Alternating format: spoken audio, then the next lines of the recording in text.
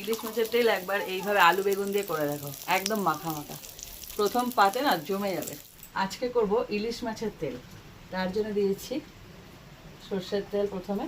তাই মার মুখে আজকে এত হাসি, যেহেতু এটা ইলিশ মাছের তেল। মোটেই না, আমি আর কোনো মাছের তেল খাই না আসলে। প্রথমে রসুনটাকে থেতো করে নিয়েছি, এটা তেলে দিয়ে দেবো। ভাগ্যিস আমাদের পাশের পুকুরে ইলিশ মাছ পাওয়া যায় না, তাহলে পুকুরই ফাঁকা হয়ে যেত। এই বাজে বকবি না।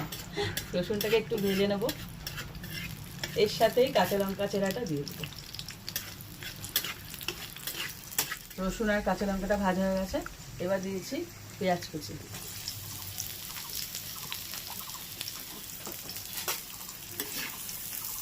এবার পেঁয়াজটাকে একটু ভেজে নিয়েছি, এবার দিয়েছি মাছের তেলটা।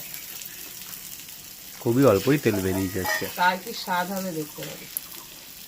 সেটা বলতে একটুখানি পেয়েছি, কিন্তু সেটা আমি ছাড়ি না, খেতে খুব সুন্দর লাগে।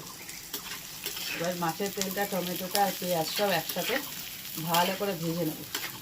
এগুলো সব ভাজা হয়ে গেছে, এবার একটা পাত্রে তুলে নেব।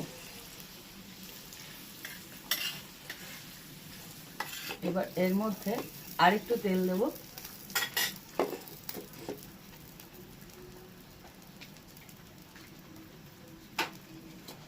এবার এর মধ্যে আলু আর বেগুন এরকম ছোট ছোট করে কেটে রেখেছি, ডুমো ডুমো করে একসাথে ভেজে নেব।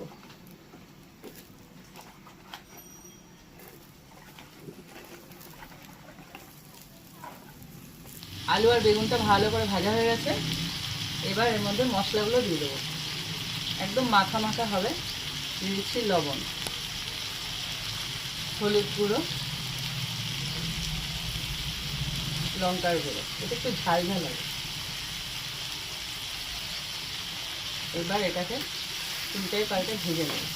তারপর মশলাটা পুরো কষানো হয়ে গেছে, এবার যে ভেজে রেখেছিলাম টমেটো, পেঁয়াজ, মাছের তেল, এগুলো সব একসাথে দিয়ে দিলাম। এবার শুধু উল্টে পাল্টে একটু মিশিয়ে নেব। দেখো পুরো কষানো হয়ে গেছে, এবার মাঝখানে একটুখানি জল দেবো, শুধু আলুটা একটু সেদ্ধ হওয়ার জন্য, ব্যাস, একদম মাখা মাখা হবে, একদম অল্প।